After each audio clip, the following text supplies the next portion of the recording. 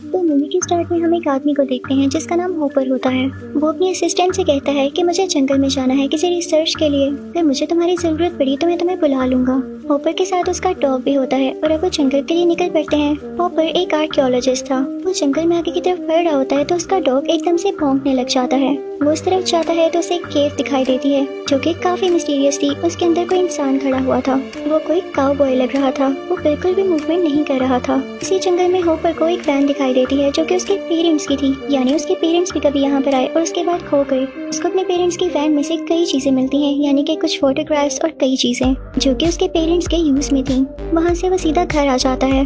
वो सीधा अपनी असिस्टेंट के पास जाता है। उसका भाई भी उसके साथ होता है। तो होपर अपनी असिस्टेंट से कहता है कि मैंने तुमसे कहा था कि मैं तुम्हारी इस मामले में मदद लूंगा, लेकिन मेरे ख्याल में वो जंगल काफी ज्यादा अजीब है। वहाँ पर अजीबोगरीब केव्स हैं जिसमें मुझे एक मिस्टीरियस सा आदमी भी दिखाई दिया है। तो बेहतर होगा कि मैं अकेला वहाँ पर जाऊँ और पहले खुद सारी चीजों को देखूँ, और अगर मुझे तुम लोगों की मदद की जरूरत होगी तो मैं तुम्हें बुला लूंगा। तो उसके असिस्टेंट कहती है कि ठीक है, लेकिन आप अपना ख्याल रखिएगा, मैंने भी सुना है कि वो जंगल काफी अजीब है। फिर हम देखते हैं कि होपर दोबारा से उस फॉरेस्ट में पहुंच जाता है और अब रात हो चुकी थी। होपर अपनी टॉर्च ऑन किए उस केव की तरफ दोबारा जाता है तो वो देखता है कि वो काउबॉय अभी भी वहीं पर खड़ा हुआ है, बिल्कुल उसी पोजीशन में। ना वो मूव कर रहा है और ना ही कहीं जा रहा है। तो होपर कहता है कि कुछ भी हो, मैं आज इस बात का पता लगा के रहूंगा कि केव के दूसरी तरफ क्या है और कौन सी ऐसी चीज है जिसे आदमी देखकर यहीं रुक गया। लेकिन उससे पहले वो अपनी सेफ्टी के लिए दूसरी तरफ रस्सियां बांध देता है कि अगर कोई मसला हो जाए तो मैं इनको पकड़ के यहाँ से भाग सकूं। और फिर उसके बाद वो अपनी टॉर्च लिए और अपना बैग पहने केव के अंदर जाने लगता है। वो जैसे ही केव के अंदर एंटर होता है तो उसे लगता है जैसे कोई इनविजिबल वॉल है वहाँ पर। वो उसे हाथ लगाता हुआ उसे क्रॉस कर जाता है और जैसे ही वो उसे क्रॉस करता है तो देखता है कि उसके सामने खड़ा आदमी यानी वो काउबॉय भी चलने लगता है, मूव करने लगता है। ये देखकर होपर को काफी हैरानी होती है, लेकिन अभी भी उसे क्यूरियोसिटी हो रही थी कि आगे क्या है आखिर। इस बात को 2 दिन गुजर जाते हैं और होपर अपने घर नहीं आया होता। तो उसकी असिस्टेंट उसके घर में काफी परेशान हो रही होती है। जो लड़का उसके साथ था वो उसका भाई होता है। तो वो अपनी बहन से कहता है कि तुम परेशान न हो, हम प्रोफेसर होपर की दोस्त को कॉल करते हैं और उनकी गाड़ी में उस जंगल में जाते हैं, सब कुछ ठीक हो जाएगा, प्रोफेसर मिल जाएंगे। उसके बाद वो प्रोफेसर होपर की दोस्त को कॉल करते हैं तो उस लड़की की छोटी बहन और उसका क्लासमेट भी उनके साथ चल पड़ते हैं। अब वो सब मिलकर अपनी गाड़ी में उस जंगल की तरफ जा रहे होते हैं। यानी इस गाड़ी में 5 लोग थे, प्रोफेसर होपर की असिस्टेंट, उनका भाई, प्रोफेसर होपर की दोस्त, उनकी छोटी बहन और उसका क्लासमेट। इन्होंने किसी को नहीं बताया होता कि हम कहाँ जा रहे हैं। और फाइनली कुछ टाइम में ये लोग उस जंगल में पहुँच जाते हैं। वहाँ जाकर देखते हैं कि प्रोफेसर होपर की गाड़ी वहीं पर है और साथ ही साथ वहाँ पर एक वैन भी खड़ी हुई है। उस वैन में उन्हें कुछ पुराने फोटोग्राफ्स मिलते हैं और उन्हें पता चलता है कि प्रोफेसर होपर यहाँ पर अपने पेरेंट्स की तलाश में आए थे। वो आगे बढ़ते हैं और सारे अलग अलग डायरेक्शन में उस जंगल को एक्सप्लोर करने लगते हैं। लेकिन तभी सारे एक जगह पर इकट्ठे होते हैं जो कि वही केव थी और उन्हें वो रस्सी नजर आती है जो कि प्रोफेसर होपर ने लगाई थी। कई दिन गुजरने की वजह से वो रस्सी अब कमजोर हो चुकी थी। वो पांचों उस केव के अंदर देखते हैं तो वहाँ खाई होती है। तो वो उस छोटी बच्चे के क्लासमेट से कहते हैं कि आप बाहर ही रुको, आप अपने पास वॉकी टॉकी रखो और हम चारों अंदर जाते हैं, अगर कोई मसला हो तो हम आपको बता देंगे और आप भी कांटेक्ट में रहना। और इसके बाद वो चारों खुद को रस्सी से बांधकर उस खाई में जाने लगते हैं।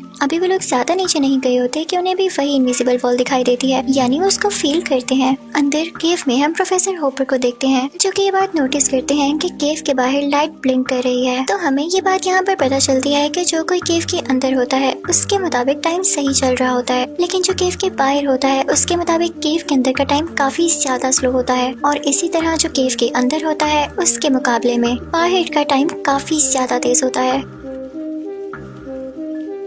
इसीलिए तो अंदर प्रोफेसर को दिन और रात के गुजरने का टाइम ऐसे लग रहा था जैसे कोई चीज ब्लिंक कर रही हो, और जब प्रोफेसर बाहर थे तो उन्हें लग रहा था कि वो काउबॉय रुका हुआ है जबकि वो अंदर चल रहा था। आप लोग हैरान हो रहे होंगे कि ऐसा क्यों हो रहा है और इस केव में आखिर ऐसा क्या है जो केव के अंदर का टाइम गुजरता ही नहीं है। तो इसकी वजह है वही फाउंटेन ऑफ यूथ, यानी वही जवान कर देने वाला कुआं। दूसरी तरफ हम उन चारों को देखते हैं जो कि केव में आगे बढ़ रहे होते हैं। तभी वॉकी टॉकी पर उन्हें कोई डिस्टॉर्शन सुनाई देती है जो कि उसी क्लासमेट की थी और वो कह रहा होता है कि मुझे आपकी हेल्प चाहिए केव से बाहर। और जैसे ही लोग उस तरफ जाते हैं तो देखते हैं कि उस छोटी बच्ची का क्लासमेट वहाँ पर मरा पड़ा है। उस बेचारे बच्चे की डेड बॉडी थी वहाँ पर। ये लोग हैरान हो रहे थे कि हम अभी अभी तो केव के अंदर आए तो ये बेचारा कैसे मर गया। तो फिर उन्हें भी ये राज पता चलता है कि हम तो बेशक अभी केव के अंदर आए, लेकिन बाहर काफी ज्यादा टाइम गुजर चुका था। मैक्सिमम 3 से 4 दिन हो चुके थे उन्हें केव में आए हुए। तो वो बेचारा बच्चा बाहर इनका वेट करता रहा और जब उसने केव के अंदर आने की कोशिश की तो वो गिर गया और वहाँ कुछ लोग उसे मार गए।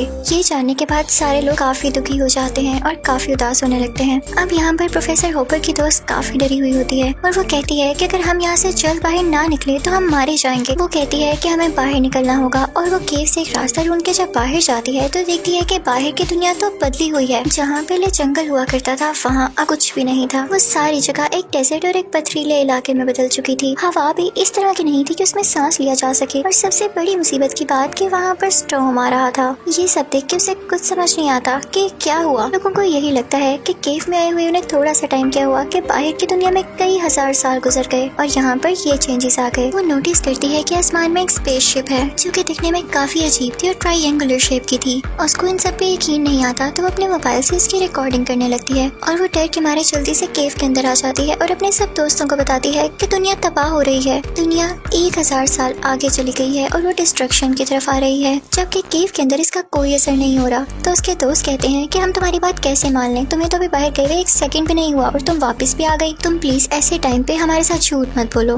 तो वो कहती है कि मैं झूठ क्यों बोलूंगी, तुम ये वीडियो देख लो। और जैसे ही वो उन लोगों को ये वीडियो दिखाती है जो कि स्टॉर्म की थी, स्पेसशिप की थी और सब चेंजेस उसमें साफ दिखाई दे रहे थे, तो उसके साथी भी काफी डर जाते हैं और प्लान करने लगते हैं कि अब नेक्स्ट क्या किया जाए, क्योंकि बाहर की दुनिया तो पूरी तरह से तबाह हो चुकी है और वो अपनी सारी जिंदगी इस केव के अंदर तो नहीं गुजार सकते ना। अब ये चारों काफी परेशान होते हैं कि तभी केव के अंदर एक लैडर आती है जो कि काफी एडवांस लग रही थी और उस पर से एक आदमी होता हुआ नीचे आता है जिसने रोबोटिक ड्रेस पहन रखा था। वो कोई 8 फुट का जवान लड़का था। वो एक नॉर्मल इंसान ही था, लेकिन बाहर 1000 साल गुजर जाने की वजह से वो काफी एडवांस हो चुका था। उन लोगों ने काफी एडवांस सूट पहन रखे थे। वो चारों से डरने लगते हैं, लेकिन वो इनको कुछ भी नहीं कहता और कहता है कि मैं एक इंसान ही हूँ। लेकिन तभी वहाँ पे कुछ वाइल्ड लोग आ जाते हैं, जंगली लोग, और हमें ये फील होता है कि जैसे वो लोग भी अपने जमाने में इस केव में आकर फंस गए होंगे। वो उस आदमी को खतरा समझ के उसे मार डालते हैं। अब ये चारों काफी डरे हुए थे और केव में आके भरने लगते हैं, तो देखते हैं कि प्रोफेसर होपर के पेरेंट्स भी वहीं पर हैं। वो समझ जाते हैं कि ये बेचारे भी हमारी तरह केव में आए और इन जंगली लोगों ने इन्हें भी खतरा समझ के मार डाला। लेकिन जब वो जंगली लोग इनको देखते हैं तो वो प्रोफेसर होपर के असिस्टेंट के भाई को मार डालते हैं। लेकिन सरप्राइजिंगली फ्यूचर से आया हुआ वही लड़का वहाँ पर दोबारा आ जाता है जो कि मरा नहीं था। हो सकता है कि उसने किसी टेक्नोलॉजी का यूज किया हो।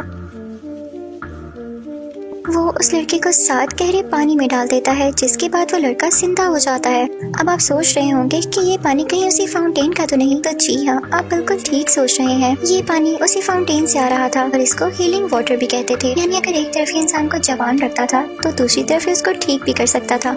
लेकिन वो जंगली लोग आकर दोबारा से उस फ्यूचर से आए इंसान का मास्क उतार देते हैं, जिसकी वजह से उसे सांस लेने में काफी मसला होता है और वो मरने लगता है। लेकिन मरने से पहले वो अपने एडवांस सूट से एक रे निकालता है, जिससे कुछ न्यूज चलने लगती है। मैंने आपको बताया था ना कि ये सब लोग अपने पेरेंट्स को बिना बताए आए थे और जब से केव में आए थे उसके कई साल बाद तक इनके पेरेंट्स इनका इंतजार करते रहे और बस यही न्यूज फ्यूचर से आया हुआ इंसान इनको दिखा रहा था कि उनके पेरेंट्स कितने वरीड थे, जिसे देख के इन सब बच्चों को काफी दुख होता है। साथ ही साथ एक और न्यूज आती है कि दुनिया पूरी तरह से तबाह हो चुकी है और फ्यूचर के लोगों ने एक स्पेसशिप बनाया है। ये वही स्पेसशिप था जो कि उस लड़की ने बाहर आसमान में देखा, ट्रायंगुलर शेप स्पेसशिप। उन्हें ये बताया जाता है कि ये स्पेसशिप इसलिए बनाई गई है ताकि जितने भी इंसान बच गए हैं उनको लेकर मार्स पर जाया जा सके और मार्स पर भी काफी रिसर्च हो गई है कि वो रहने के काबिल है जगह। प्रोफेसर होपर के असिस्टेंट के भाई को कुछ तजस्सुस होने लगता है, उसे सस्पेंस होने लगता है, तो वो आगे बढ़ता है। वो देखता है कि प्रोफेसर होपर भी वहीं पर गिरे हुए हैं और उनके बिल्कुल आगे ही एक और इनविजिबल वॉल है जिसमें ब्लू लाइट थी और उसमें टाइम इतना ज्यादा स्लो था कि उसमें मौजूद हर कोई इंसान पॉज फॉर्म में नजर आ रहा था। यानी ऐसे लग रहा था जैसे सब के सब स्टैचूज हों। वो लड़का ये सारी चीजें देख के काफी हैरान रह जाता है और सबसे बड़ी बात कि फाउंटेन ऑफ यूथ इसी के अंदर था। तभी तो इसका टाइम कितना ज्यादा स्लो था। उसके अंदर कुछ लोग इसी फाउंटेन के लिए लड़ रहे थे। अब उस असिस्टेंट के भाई को भी कुछ होने लगता है और वो कहता है कि मैं देखूं तो सही कि बैटल कौन जीतता है। वो उस इनविजिबल वॉल को क्रॉस करने ही वाला होता है कि होपर उसे पीछे से रोक लेता है और उसे कहता है कि मत जाना वरना तुम मारे जाओगे। अब बाकी बच्चे लोगों को फ्यूचर से आया गया इंसान बता चुका था कि अगर मेरी आई हुई लेटर से तुम लोग वापस से ना गए तो सब कुछ खराब हो जाएगा और अब उन लोगों के पास काफी कम टाइम बचा था। दूसरी तरफ प्रोफेसर होपर काफी जख्मी हो चुके थे, तो वो उन सब से कहते हैं कि तुम लोग जाओ, मैं यहीं पर हूँ। तुम लोग मेरी वजह से अपनी जान को खतरे में मत डालना। और ये सुनते ही वो सारे लोग उस लेडर से ऊपर चढ़ने लगते हैं। और जब प्रोफेसर होपर की दोस्त उस सीढ़ी से ऊपर जा रही होती है तो देखती है कि उस केव की एंट्रेंस पे सिर्फ पानी ही पानी है, जो कि ऊपर की तरफ ही था, नीचे नहीं आ रहा था। वो अपना हाथ उस पानी के ऊपर करती है तो कोई अजीब सी क्रिएचर उसका हाथ पकड़ के उसे खींच लेती है। जैसे ही कोई उसे ऊपर खींचता है तो हम देखते हैं कि केव के अंदर का टाइम स्टॉप हो गया है। जाहिर है कि वो बाहर आ चुकी थी तो उसे यही लग रहा था कि केव के अंदर के लोग मूव ही नहीं कर रहे। वो बिल्कुल चेंज हो जाती है, उसके मुंह पर वो क्रिएचर मास्क लगा देती है और उसका ड्रेस भी काफी एडवांस हो चुका था। वो प्लान करती है कि मैं केव के अंदर जाके अपने साथियों को भी बचाऊंगी। वो अंदर जाती है और कुछ रस्सियों की मदद से अपने सारे साथियों को ऊपर ले आती है। वो जंगली लोग भी इनको ऐसा करते हुए देख रहे होते हैं और उन्हें कुछ समझ नहीं आ रहा होता क्योंकि वो पागल हो चुके होते हैं। ये लोग उन जंगली लोगों को तो अपने साथ नहीं लेते, लेकिन वहाँ पर मरे हुए सारे लोगों को अपने साथ ले आते हैं और उस ट्रायंगुलर स्पेसशिप में बैठ जाते हैं। और मजे की बात ये थी कि स्पेसशिप में वो हीलिंग वाटर भी था, यानी उस फाउंटेन ऑफ यूथ का कुछ पानी, जो कि इन्होंने एक टैंक में फिल कर लिया था। और इसको यूज करके सारे मरे हुए लोग जिंदा हो रहे थे और अब ये लोग जाने वाले थे मार्स की तरफ। अब यही इनकी एक छोटी सी दुनिया बची थी। बाद में ये सब लोग डिसाइड करते हैं कि हम केव में दोबारा जाएंगे और जितने भी लोग बचे हैं उन्हें भी मार्स में ले आएंगे, क्योंकि अब इनका दुनिया के साथ कोई लिंक नहीं रहा था, क्योंकि दुनिया हो चुकी थी अब तबाह और अगली आने वाली जिंदगी इनकी मार्स पर ही गुजरने वाली थी। और यहीं पर इस अजीब सी मूवी का एंड हो जाता है। आई होप आपको एक्सप्लेनेशन अच्छी लगी हो। Thank you for watching.